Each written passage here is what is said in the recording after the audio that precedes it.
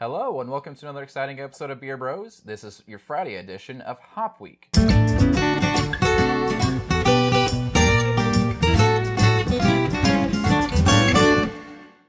right, Nick, so what do we have last on Friday this week? Last beer of the week, guys, for Friday. We have Boulevard Brewing Company's Tasting Room Mid-Coast IPA. So this is a Midwestern beer. Mid-Coast. Mid-Coast, yeah.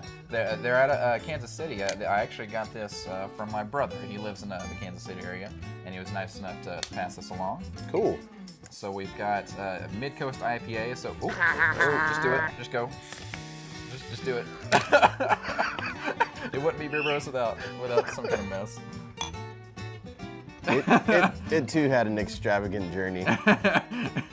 That was like a year ago too.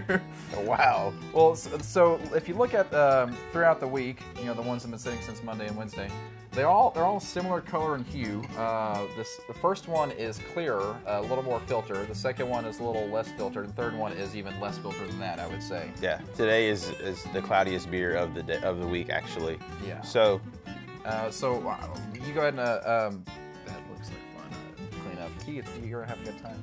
So I'm gonna give it a smell, and you give us a description on the label at least.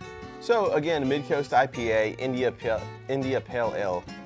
This was created, from what I can tell by the bottle, just by these guys in this brewery.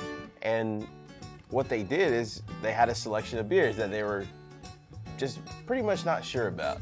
So what they wanted to do is they wanted to bring their versions out to everybody, and so they made a tasting room and kind of gave a select few people a shot at tasting beers. And this is one of the ones that got released. So there you go.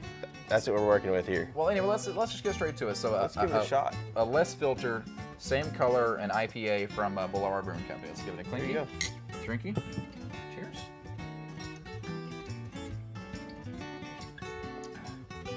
Kind of in between on the hops. I would actually venture to say that it's probably the least hoppy beer that we've had this week. Maybe I didn't catch a whole lot of hops. Maybe it's in the part that I spilled. It's definitely not biting on the tongue. No.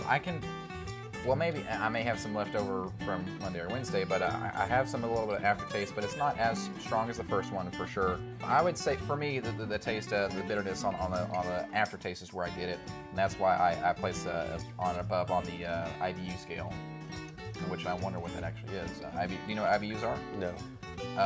Insane bitterness units. So they measure that. So is there a ISU, International Sweetness Unit? Is there a? But no, the IBUs are like the hoppier it is, the higher the IBU number. Right. Which something. I want that right in the mic right there. I wonder how that sounded. Keith has turned me on to, you know, on like ratebeer.com, they have the IBU level, and the lower, you know, it'll probably be more sweeter, probably traditional ales, traditional ales like lagers and things like that, versus IPAs will be higher. I'm sorry, I'm having a good time. So higher IBUs, and this particular beer is at over 100 IBUs. Over 100 IBUs. So it's over 100. So let's give it an overall taste. What did you think about it overall? I had a pretty good experience with it. It was a lot less hoppier than what I intended. I'm not one to be having the.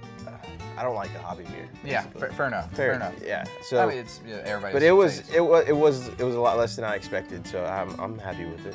Especially with the name IPA. Yeah. But this is going to be racist, and I'll say that Midwesterners like things a little blander.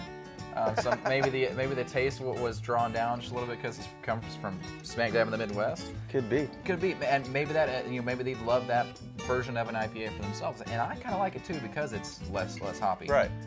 I'm growing into the hoppier stage, as this journey of beer continues. But so for my beer of the week, I'm going to choose the. Hold on, whoa. It's my beer of the week.